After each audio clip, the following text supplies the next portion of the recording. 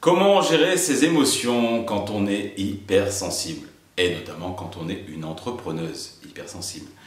Bonjour à tous, je suis Florent Rousset, coach professionnel. J'accompagne spécifiquement les entrepreneuses zébrées, intuitives, connectées, hypersensibles, émotives à développer toutes leurs compétences, toutes leurs ressources pour développer leur activité professionnelle.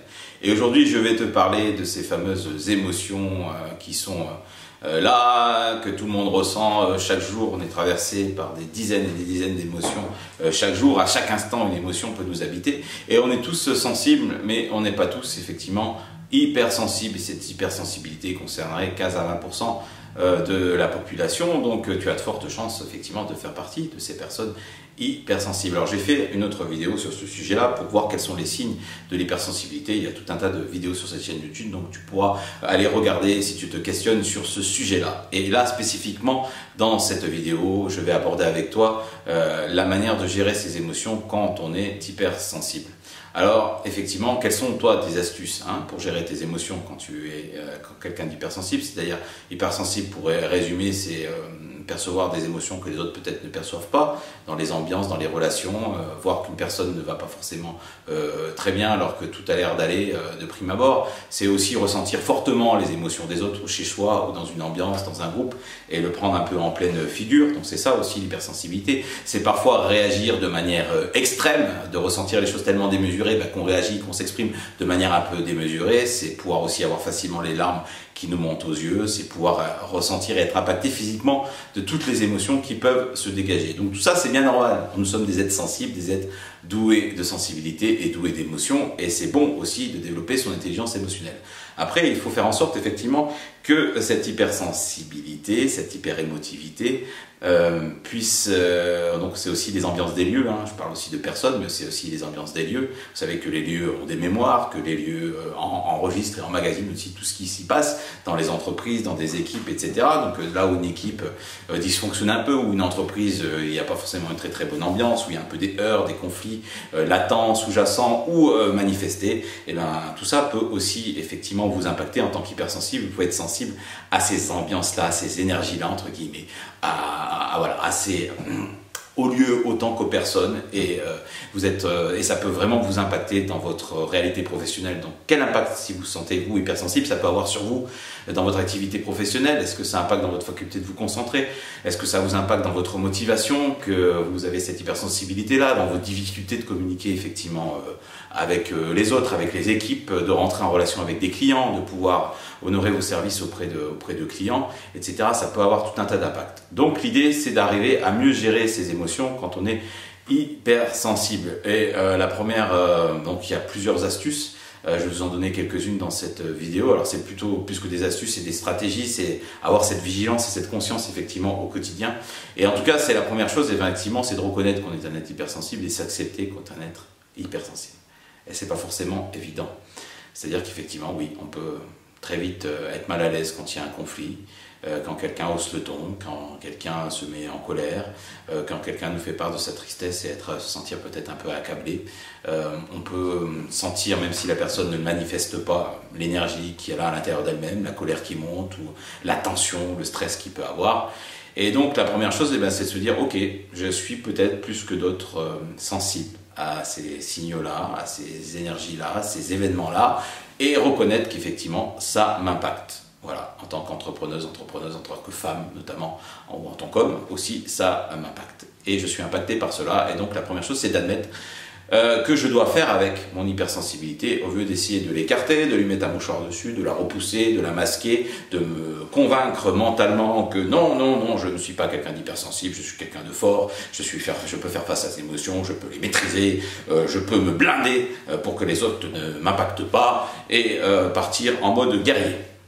C'est une stratégie qui peut marcher, une stratégie où on ne veut pas notamment dévoiler sa vulnérabilité, mais c'est une stratégie qui a aussi ses limites et que sur un moyen terme ou un long terme, c'est pas forcément une stratégie viable car elle fait un peu des dégâts, elle fait des petits boulots, elle peut se créer des déboires, et là on peut aller vers un faux self, un faux soi qu'on développe pour une fausse personnalité, un masque que l'on met pour pouvoir se protéger et pour pouvoir avoir une façon de se protéger de sa vulnérabilité et de préserver son intériorité, sa vulnérabilité.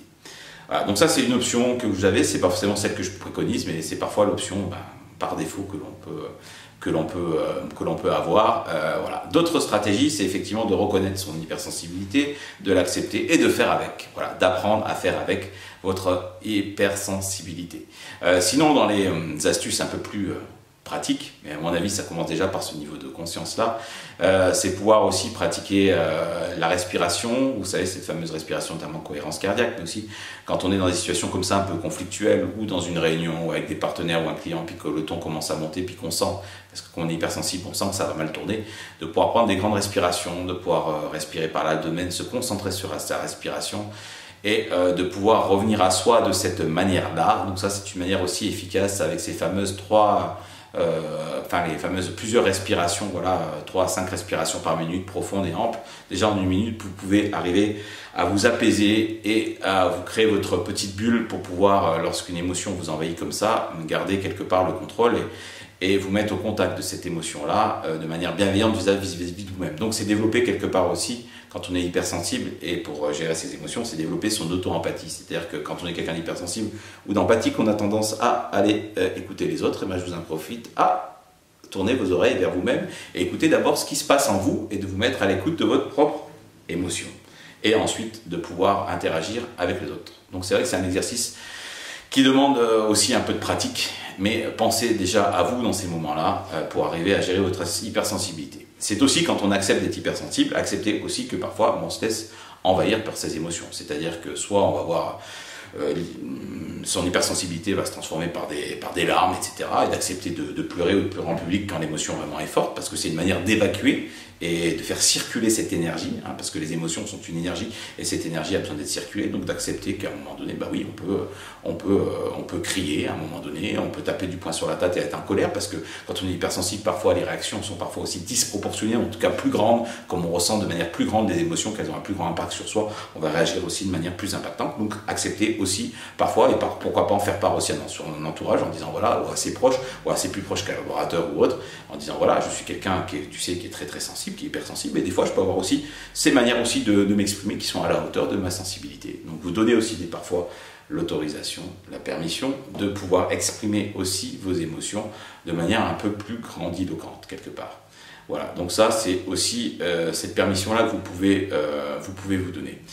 Sinon, eh bien, c'est la meilleure chose effectivement aussi à faire pour gérer ses émotions en tant qu'être hypersensible, c'est les conscientiser, les accepter, les accueillir en soi. Donc tout ça, vous allez me dire, c'est bien des mots, mais c'est pas forcément évident dans la pratique.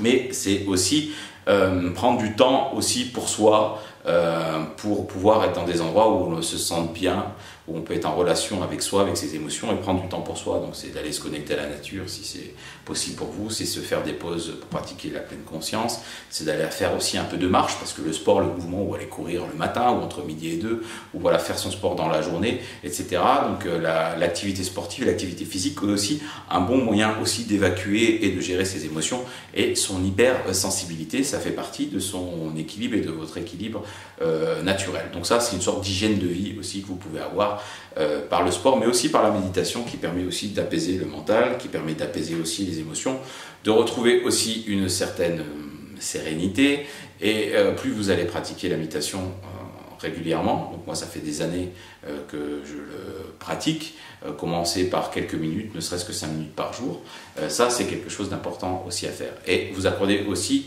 des moments de pleine conscience, si vous devez prendre la parole, aller voir un client avec lequel il y a des difficultés, si vous devez intervenir lors d'une réunion, si vous êtes à intervenir en conférence devant un groupe, ou lors d'une réunion importante par exemple, c'est de prendre aussi ce temps de respiration et ces quelques minutes, voilà, de vous isoler dans un coin, de vous recentrer sur vous-même. Et là c'est une des bonnes manières aussi de prévenir les émotions, même si on ne peut pas prévenir la manière dont elles arrivent, en tout cas d'être en bonne disposition pour les accueillir et pour être en relation avec les autres. Voilà, donc ça c'est une manière aussi, un exercice et une hygiène que vous pouvez aussi développer.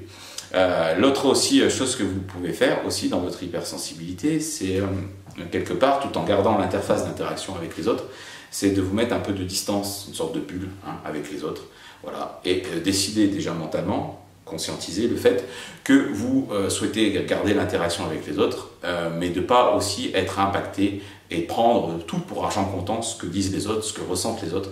Donc c'est consciemment, hein, ça c'est une histoire vraiment d'exercice de conscience, de vous mettre un peu en distance. Et quand vous sentez que quelque chose est en train qui est en train de nous impacter, une ambiance, une tournure de discussion et d'échange qui ne va pas forcément dans le bon sens, ou qu'une personne face à vous se met en colère, ou là où la colère est en train de monter, etc. Au lieu d'être totalement absorbé par ce que, voilà, et être impacté par ce que veut dire la personne, c'est prendre un peu recul. Donc soit vous reculez, pourquoi pas physiquement, hein, comme je suis en train de le faire là, devant la caméra, vous reculez physiquement, ou simplement mentalement, énergétiquement, par votre pensée, hop, prendre un peu de distance en disant voilà, il y a quelque chose qui est en train de se passer en moi, je sens que dans mon corps là ça commence à se nouer, ça commence à se tendre, ça commence à se traiter, j'ai une émotion qui est en train de monter, des larmes qui sont en train de monter, ou au contraire de la colère qui est en train de monter, etc. Ou je sens que cette tension là ça génère de l'agressivité et ça ne me convient pas. Je respire un grand coup, j'identifie ça en moi, donc ce que je disais, auto-empathie, et puis je décide de prendre un peu de distance. Et vous pouvez, si besoin, verbaliser aussi à la personne en disant voilà, la tournure des discussions va pas forcément dans le bon sens, je sens que tu commences à être en colère ou autre, à être impacté, moi ça commence à m'impacter ce que tu es en train de dire, etc. On peut faire une pause, j'ai besoin d'aller prendre l'air, etc. Vous pouvez aussi utiliser une autre astuce, aussi utiliser le joker, c'est-à-dire couper momentanément la relation pour pouvoir mieux y revenir plus tard parce que vous avez besoin de prendre soin de vous, parce que c'est trop pour vous. Et vous pouvez dire voilà, là, c'est trop pour moi là. Là, j'ai besoin, je vous propose là au niveau de qu'on se retrouve. On va faire une pause, on en reparle demain. Voilà, je propose qu'on arrête là aujourd'hui, on en reparle demain, on aura dormi et passer la nuit dessus, ça ira mieux. Ou même dans une réunion avec des collaborateurs, avec des clients, peu importe. C'est de se dire, voilà, je propose que là, on allait un peu s'aérer les neurones, apaiser un peu les esprits, qu'on allait prendre 15 minutes de pause, qu'on allait prendre un café, qu'on allait dehors un petit peu et ensuite qu'on puisse se retrouver. Voilà les quelques astuces que je voulais dire avec toi pour gérer tes émotions quand tu es une personne hyper sensible. Et si tu te sens concerné par cette vidéo, je t'invite à commenter cette vidéo pour me dire comment tu vis toi ton hypersensibilité et quelles astuces tu utilises pour gérer tes émotions. Et je t'invite sinon pour aller en savoir davantage et surtout voir comment tu peux utiliser toi-même tes propres émotions et ta propre hypersensibilité pour faire une force pour ton entreprise, à prendre rendez-vous avec moi dans le lien du descriptif de la vidéo pour qu'on puisse échanger durant un entretien diagnostic sur cette question. Voilà, donc je te souhaite bien une bonne suite et surtout d'être à l'écoute de tes émotions, de ton hypersensibilité pour en faire une force, et je te dis à bientôt.